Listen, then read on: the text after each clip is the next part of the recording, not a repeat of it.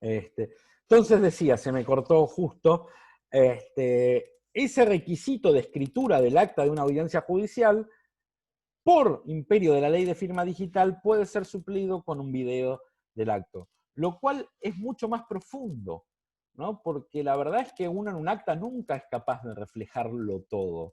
Imagínense que, por ejemplo, en las cámaras legislativas hay versiones taquigráficas para poder reflejar todo lo que se dice en el debate de una ley.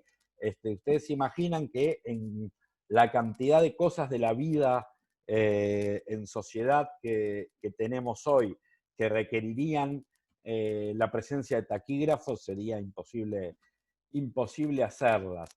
Yo recuerdo lo que eran antes de la implementación, porque si bien la ley está desde 1997, en la ciudad de Buenos Aires, esto en el Fuero Contencioso Administrativo, se empezó a implementar a mediados de la década pasada, después del 2010, pero yo me acuerdo de, de audiencias judiciales donde nos llevaba más tiempo discutir qué queríamos que esté en el acta que el desarrollo propio de la audiencia.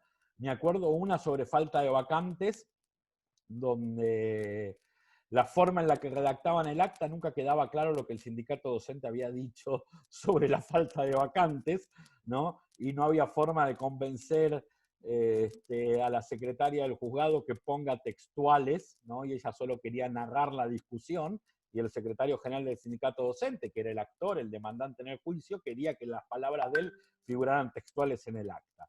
Eso nos llevó, creo que la audiencia había durado 40 o 50 minutos y nos llevó 6 horas de discusión si iba o no iba en el acta declaraciones textuales de los participantes de la audiencia.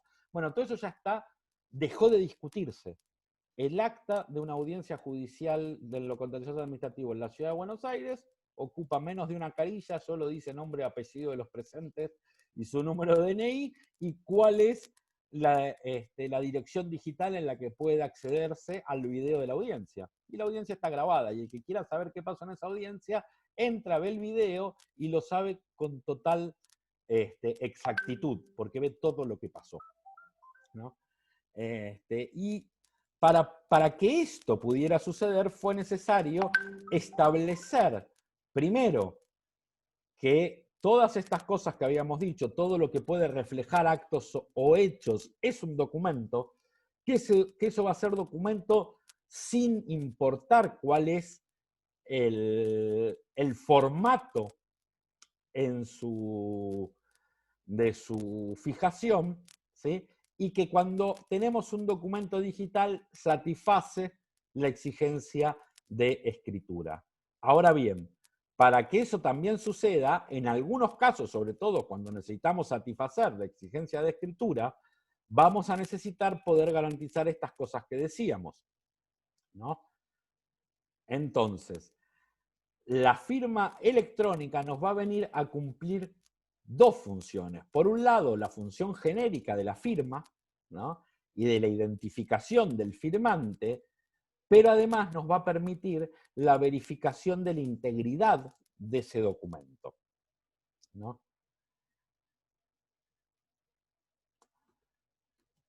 Y entonces esta firma electrónica nos tiene que permitir establecer, individualizar de manera unívoca al titular, nos tiene que permitir garantizar que solo el titular tiene control sobre el dispositivo técnico que habilita la firma, tiene que permitir ser verificada y tiene que permitir una vinculación entre la firma y los datos del documento digital de tal manera que nos permita garantizar la integridad de ese documento. ¿Sí? Y ahí entonces de vuelta vamos a ver cómo define, para satisfacer todos estos requisitos, la ley a la firma electrónica. ¿Sí? Va a decir que la firma electrónica es el conjunto de datos electrónicos integrados, ligados o asociados de manera lógica a otros datos electrónicos, utilizado por el signatario como su medio de identificación, ¿sí?, que carezca de algunos de los requisitos legales para ser considerado firma digital. ¿Sí? Y entonces acá nos aparece cuál es la diferencia entre firma electrónica o firma digital. Y entonces cuando nos dice, para definir la firma electrónica, que va a ser un conjunto de datos electrónicos integrados, ligados o asociados de manera lógica a otros datos, al documento electrónico, utilizados por el signatario. El signatario es el que firma como medio de identificación, pero que carezca de los requisitos para hacer firma digital, vamos entonces a ver qué es una firma digital. Y la propia ley nos va a decir que firma digital es el resultado de aplicar a un documento digital un procedimiento matemático que requiere información de exclusivo conocimiento del firmante, encontrándose ésta bajo su absoluto control. La firma digital debe ser susceptible de verificación por terceros, tal que dicha verificación simultáneamente permite identificar al firmante y detectar cualquier alteración en el documento digital posterior a su firma. Y después, la reglamentación, ¿no?, nos va a decir que para considerar a una firma digital, esta firma va a tener que ser a través de un procedimiento de clave asimétrica, ¿sí?, el más usual y conocido es el PKI, cuya autoridad de certificación va a tener que estar registrada frente al Estado que habilitó a tal fin una autoridad certificante raíz, ¿no? Entonces, yo no sé si ustedes conocen, han trabajado o han visto alguna vez mecanismos de firma digital o firma electrónica. Supongo que sí, pero no sé si hace falta que les explique. Digo, cuando damos la clase para estudiantes de abogacía, explicamos cómo se firma un mail digitalmente, cómo se firma digitalmente un documento, etcétera, etcétera. Se usa mucho ahora, por ejemplo, en el derecho lo usamos los certificados de reincidencia, están firmados digitalmente. Cuando damos la clase para estudiantes de derecho, les contamos cómo es eso. Me parece que ustedes no hace falta, no sé, díganme si a alguno le parece que requiere que nos metamos en cómo técnicamente se firma digitalmente algo, o si todos saben hacerlo y si lo han visto.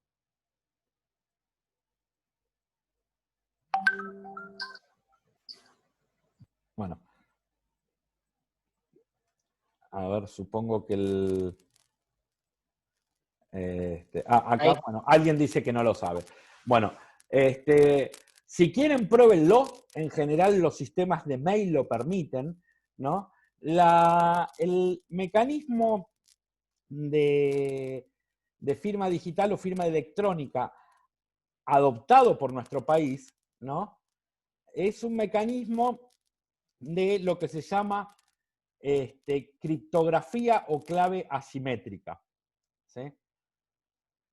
El mecanismo funciona con una autoridad certificante, lo llamamos así, pero técnicamente es un software, no es un servidor, ¿no?, en el cual el usuario está registrado y ese servidor genera un par de claves, ¿no?, lo que se llama una clave privada y una clave pública, ¿sí? Y la vinculación entre esa clave privada y clave pública solo la posee ese servidor, esa autoridad certificante. La clave privada, ¿no?, la posee únicamente, ¿sí?, el firmante. La clave pública es la que se le envía a los receptores del documento, ¿sí? Uno manda el documento firmado y ese documento posee una clave pública, ¿sí? Para generar ese documento firmado con la clave pública, el firmante, ¿sí?, que es el que genera ese documento, al momento de firmar el documento tiene que introducir su clave privada, que normalmente es imposible de recordar porque son números primos de no me acuerdo cuántos dígitos, por lo cual nadie sabe su propia clave privada. Por eso, por ejemplo, para cuestiones como la firma de decretos y demás, lo que se utilizan son los tokens, ¿no? El presidente de la nación tiene una especie de pendrive, que es un token, que tiene un mecanismo de verificación de identidad por huella digital, y cuando él firma un decreto, el software de redacción de decretos que tiene la Casa Rosada tiene un paso donde él tiene que poner ese pendrive, conectarlo a su computadora, apoyar su dedo, ¿no?, sobre el pendrive, y el token libera la firma privada del presidente y firma ese documento. Cuando firma el documento, ¿qué significa? Significa que este algoritmo genera con el documento que yo tenía un nuevo documento que es el producto de agregarle a ese documento la clave pública del firmante a través de un mecanismo que genera unos códigos de validación, que hace que cuando el receptor abra ese documento a través de software que permitan utilizar el mecanismo de firma digital, insisto, casi todos los software de correo electrónico lo tienen, los lectores de PDF también, etcétera, etcétera, va a poder verificar contra la clave pública si ese documento tiene algún tipo de alteración, ¿sí? Entonces, el algoritmo te permite, te deja, como vieron en el quit, que el último dígito es un código verificador, ¿no? Y si yo me equivoqué en alguno de los dígitos del quit, el código verificador me da mal, y entonces yo sé que ese quit es inválido. Bueno, esto es lo mismo. Genera un mecanismo de verificación que cuando yo aplico la clave pública a través de una operación matemática contra ese mecanismo de verificación, contra el contenido del documento, le tiene que devolver a la persona el mismo dígito verificador. Si son distintos, se sabe que el documento fue alterado, ¿sí? Y como ese método de verificación a través de, creo que el estándar más conocido es el MD5 o el SHA-1. La verdad, les voy a ser sincero, yo estaba muy dedicado a estos temas hace unos años. No sé si han mejorado los protocolos, si esos han cambiado, pero en aquella época los más seguros eran uno que se llamaba SHA-1, uno que se llamaba MD5, de clave asimétrica. Esos protocolos y esos algoritmos que son infalibles en principio, uno tiene un número primo criptografiado y el cálculo tiene que dar o dar, nos garantiza la integridad de ese documento. Pero además, lo que le permite esta clave pública es que el receptor del documento puede consultar a la autoridad certificante emisora de esa clave pública, que insisto, es un servidor que generó el par, clave privada, clave pública. La privada solo la conoce el firmante, la pública es universal. Entonces cualquier persona puede con la clave pública ir a ese servidor y preguntar, ¿a quién le pertenece esta clave? Y ese servidor nos garantiza que esta clave le pertenece, por ejemplo, a Lisandro Teskiewicz, la mía, ¿no? Y el servidor dice, esta clave le pertenece a Lisandro Teskiewicz y yo te doy las garantías, ¿sí? Entonces, todo este esquema, por la ley de firma digital en la Argentina, tiene que estar incluido dentro de la estructura de firma digital de nuestro país. Y la estructura de firma digital de nuestro país dice que estos certificadores que van a garantizar la identidad de las personas, pero que además van a garantizar la fidelidad del procedimiento de verificar la integridad del documento, deben registrarse frente al Estado. Y para registrarse frente al Estado deben mostrarle a la Oficina Nacional de Tecnologías de Información, que tiene la autoridad certificante raíz, cuáles son sus protocolos y sus procedimientos para emitir el par de firmas asimétricas y para verificar después autoría e integridad. Si esos protocolos tienen los estándares mínimos requeridos por el Estado, se le otorga inscripciones a autoridad certificante. Y a partir de ahí, las firmas que certifique esa autoridad para la legislación argentina van a ser firma digital. ¿Sí?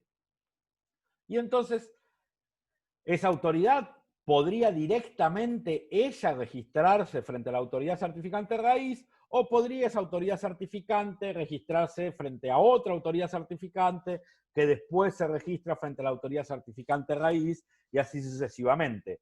Por ejemplo, muchos organismos utilizan a la AFIP como autoridad certificante, porque la AFIP lo generó, no se equivoquen, no es la clave fiscal la firma digital, la clave fiscal es otra cosa, pero además, para ciertos niveles de clave fiscal, ustedes vieron que la clave fiscal tiene distintos niveles, ¿no? Que uno puede tener una clave fiscal, creo que es nivel 4, que la tramitas por internet y nada más. Ya para el nivel 2, te exige ir presencialmente a una oficina de AFIP para que certifiquen, viéndote un empleado, que vos sos vos. Y entonces te habilita la clave fiscal diciendo esta clave fiscal es nivel 2 porque la persona se presentó ante la AFIP y nosotros podemos certificar que el que usa esta clave fiscal es Lisandro Teskiewicz y no otro. ¿Sí? Si después Lisandro Teskiewicz decide dársela a su contador, es un problema de Lisandro Teskiewicz. Pero nosotros podemos certificar que la AFIP esta clave fiscal se la entregó a Lisandro Teskiewicz y que vino en persona a verificar que era él. ¿Sí? Y creo que es la de nivel 1, que ya además incluye firma digital, ¿no? Y entonces la AFIP es una autoridad certificante. Tiene montado dentro del centro de cómputo de AFIP un servidor que hace este trabajo, ¿no? Muchos organismos públicos, para no montar su propia autoridad certificante, utilizan a la AFIP. ¿Está bien? Entonces, ellos no certifican, ellos montan el software, por ahí tienen un servidor propio que entrega el par de claves, ¿sí? Pero en vez de hacer todo el trámite de certificar su servidor, lo certifican frente a la AFIP, que es menos, que requiere menos exigencias, y es la AFIP la que está certificada ante la autoridad certificante raíz, ¿no? Una empresa privada podría hacer algo similar, podría montar su servidor de certificación y registrarlo directamente ante la autoridad certificante raíz, o podría registrarlo ante otra empresa privada que está registrada ante la autoridad certificante raíz y que presta el servicio de registrar servidores. ¿Sí? Depende cuál sea su esquema de negocio, para qué le interese, etcétera, etcétera. Pero entonces, todo este esquema de infraestructura de firma digital que deriva de la ley de firma digital y su reglamentación, ¿no? Porque como verán, la ley de firma digital de manera muy sabia solo habla de un procedimiento matemático, y después es la reglamentación la que nos va a decir que hoy, a la altura del 2020 en la Argentina, ese procedimiento matemático es este esquema de firmas asimétricas con certificado registrado. Quizás el día de mañana se modifica la tecnología, este método de PKI, esta estructura de PKI, resulta vulnerable, se pueden romper las firmas asimétricas, entonces ya no sirve, surgen nuevas fórmulas, nuevos algoritmos que permiten mayor seguridad, integridad, etcétera, etcétera, y la reglamentación decide modificarlo. Por ahora es esta. Es inteligente la ley al decir simplemente es un método matemático y dejar que la reglamentación defina cuál. Ahora, esto es una firma digital. ¿Qué será entonces una firma electrónica? Y lo que nos va a decir la ley, una firma electrónica, una firma digital es una firma electrónica, pero una firma electrónica es mucho más que eso. Una firma electrónica es cualquier firma digital, pero además es cualquier método que nosotros utilicemos para garantizar integridad y autoría, aunque no cumpla con algunos requisitos de la ley y la reglamentación.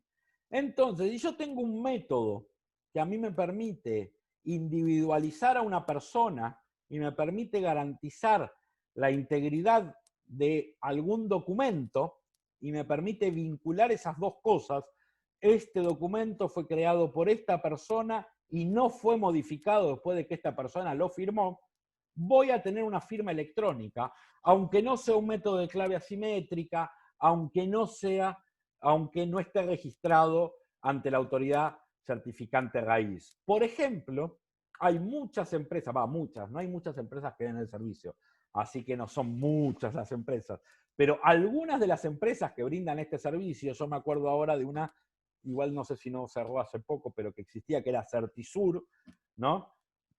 Que nos dan los dos servicios, firma digital o firma electrónica. Una te la cobran un poquito más cara, la otra te la cobran un poquito más barata.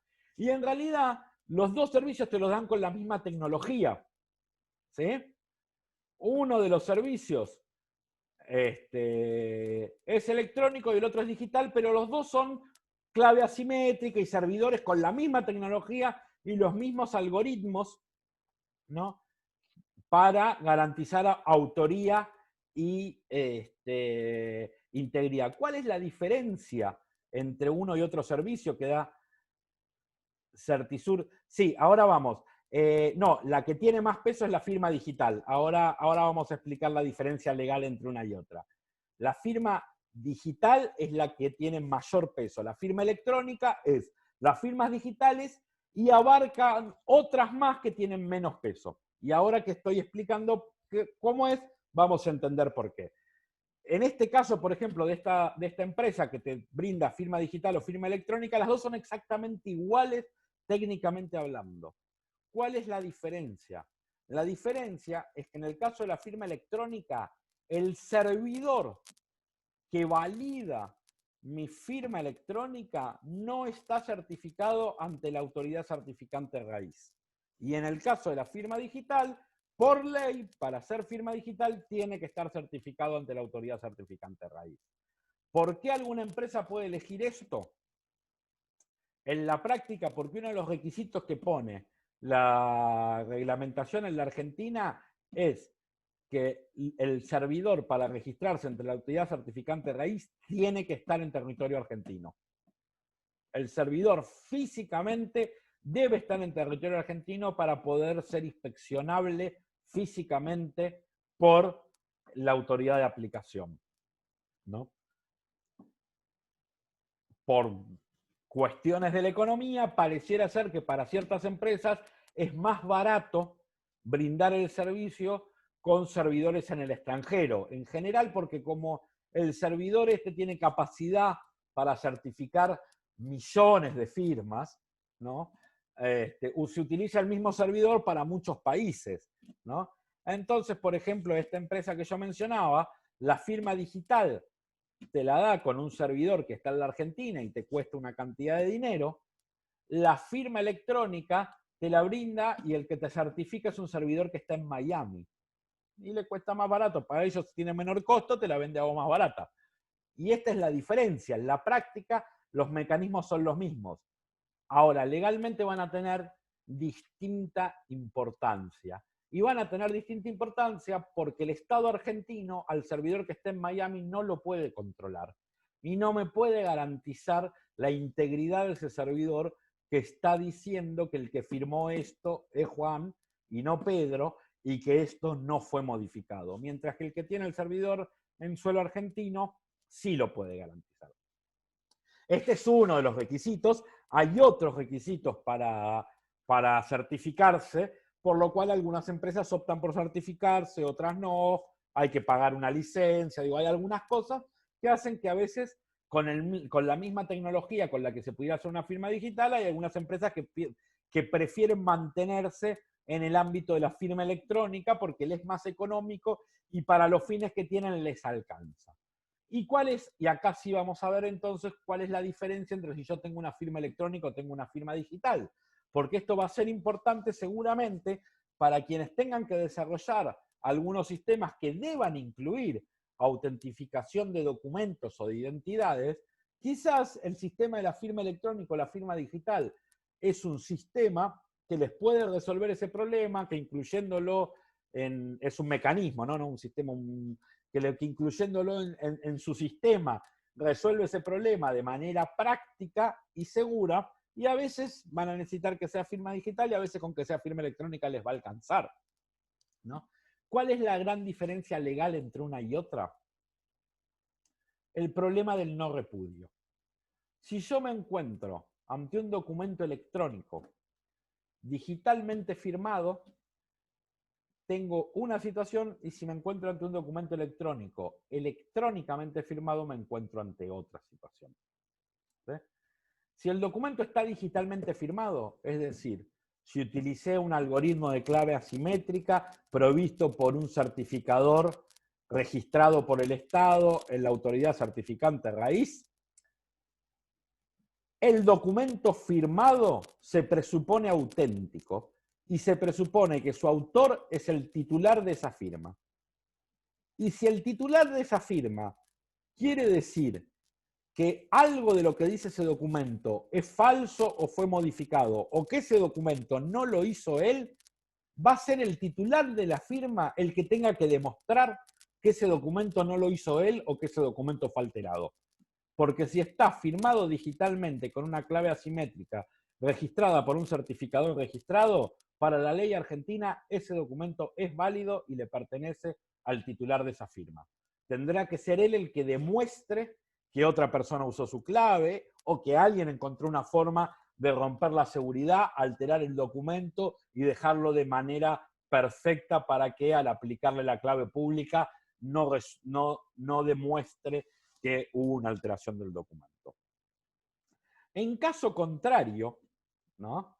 Si yo tengo un documento electrónico firmado electrónicamente, es decir, con otro algoritmo de validación o con el mismo algoritmo pero provisto por un certificador que no está registrado por el Estado argentino, si quien resulta autor, quien figura como autor de ese documento, aduce que no fue él el que lo firmó o que ese documento fue alterado, le corresponderá a quien dice que ese documento es verídico demostrar que sí fue la persona que lo firmó, el autor, y que el documento no fue alterado. ¿Está bien? Esto es lo que los abogados llamamos la carga de la prueba.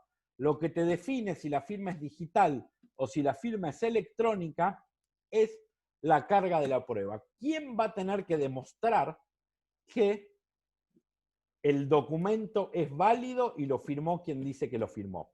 ¿Sí? En el caso de los decretos en la Argentina, por ejemplo, se firman con firma digital. Por lo tanto, un decreto es válido y fue firmado por el presidente de la Nación o la presidenta en un futuro si volvemos a tener presidenta, ¿no?